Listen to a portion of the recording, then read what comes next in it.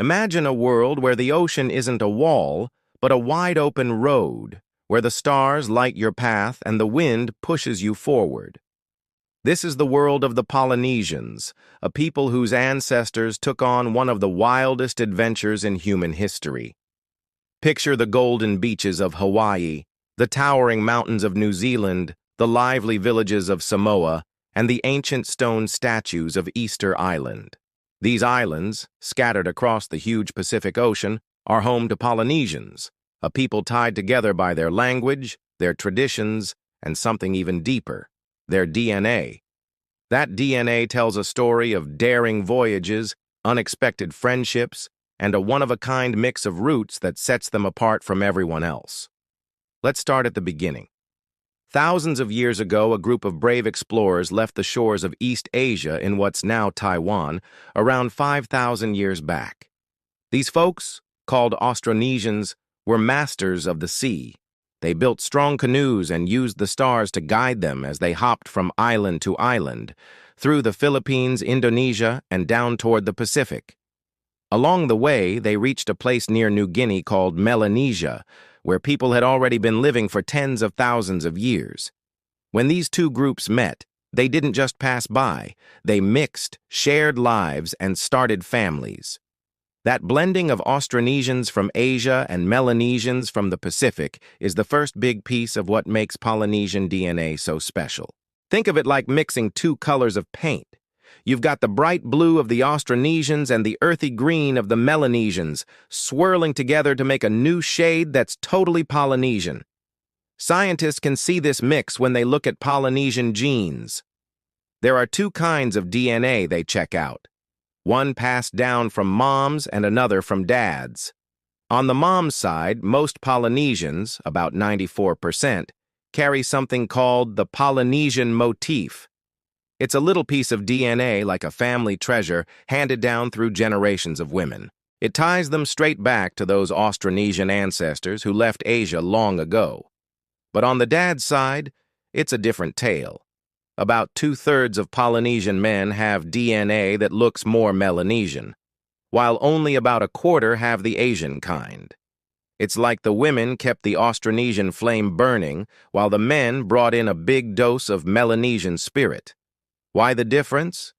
Well, some think that when these early travelers settled down, the men from Melanesia might have joined up with Austronesian women and their families. Maybe the women stayed with their kin, and the men moved in. Whatever happened, it created a genetic mix that's not quite Asian, not quite Melanesian, but something new, a Polynesian blend that stands alone. Now, here's where it gets even more interesting. As these early Polynesians kept sailing east, they often landed on tiny, far-off islands with just a handful of people, sometimes only a few dozen. When a small group starts a new home like that, their DNA becomes the foundation for everyone who comes after. It's like planting a garden with just a few seeds. Whatever S in those seeds is what grows. Scientists call this the founder effect. Over time, certain bits of DNA, like that Polynesian motif, got super common among Polynesians, way more than in the places their ancestors came from. It's as if the genetic mark of those first settlers got louder and clearer with every generation, making Polynesian DNA stand out even more. But wait, there's a twist. A few years ago, in 2020, scientists found something wild.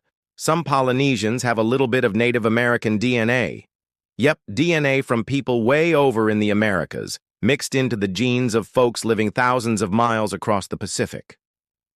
They spotted this in places like the Marquesas Islands and Easter Island in eastern Polynesia.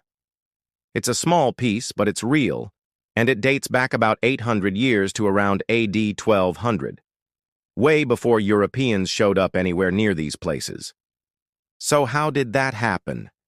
One idea is that Polynesian sailors, with their amazing navigation skills, made it all the way to South America, or maybe Native Americans paddled out into the Pacific. Either way, these two groups met, shared a moment, and left a mark in the DNA. The Native American link seems strongest to people from what's now Colombia, and it's not just genes telling this story. There's other evidence, too. Take the sweet potato. It's a big food in Polynesia, but it originally comes from South America. How'd it get across the ocean? Plus, some words for sweet potato sound alike in Polynesian and South American languages. It's like a whisper of an ancient meeting carried on the waves. This surprise connection to the Americas is a big deal, but there's more to Polynesian DNA than just where it came from. Some think their genes might have helped them survive those long, tough sea trips. There's this idea called the thrifty gene theory. It says that during those epic voyages, or when food ran low on islands, the people whose bodies were good at storing fat and energy had a better shot at making it. Those genes got passed down, helping Polynesians thrive in a world of feast or famine. Today, though, when food's everywhere, those same genes might be why some Polynesians face challenges like obesity or diabetes. It is not a sure thing, some say it, is more about modern life than ancient genes. But there is evidence. For example, in Tonga, scientists found a gene tweak that's tied to bigger body sizes, and it's really common there. Whether it's from their seafaring past or just chance, it's another way their DNA is different. Now let's tie this all to the heart of Polynesia, their culture. Their history isn't just locked in labs, it's alive in their stories, their songs, their dances. They tell tales of heroes like Kupe, who found New Zealand, or Hotu Matua, who settled Easter Island. These aren't just legends, they match the genetic trail of exploration across the Pacific. The languages they speak, from Hawaiian to Maori, all come from that same Austronesian route, linking islands thousands of miles apart. And the things they left behind, like the delicate lapita pottery in Tonga or the massive moai statues on Easter Island, show a shared past that their DNA echoes. Polynesian culture is built on the sea. They've got this incredible way of navigating, using the stars, the sun, the waves, even the birds, to cross huge distances without maps or gadgets. It's a skill they still teach today, a living tie to those first voyagers. When you see a Polynesian canoe cutting through the water or hear the beat of a Samoan drum, you're touching that history. A history their DNA carries too. So what does all this add up to? Polynesian DNA is a one-of-a-kind storybook. It's got chapters of Asian and Melanesian roots, pages shaped by small island beginnings, and a plot twist with Native American cameos. It might even have lines about genes that helped them conquer the ocean. But more than that, it's a story of people, who they are, where they've been, and how they've made the world their own. It's about stepping into the unknown, building homes on dots of land in a giant sea, and connecting with others across crazy distances. Looking ahead, there's still more to learn. New science keeps digging into their past, tracking migration paths, spotting gene tweaks, figuring out what it all means. For Polynesians today, it's not just about facts. It's about knowing who they are, feeling proud of their roots, and maybe even tackling health stuff tied to their genes. In the end, Polynesian DNA is special because it's a mirror of their journey, a wild, beautiful ride through human history.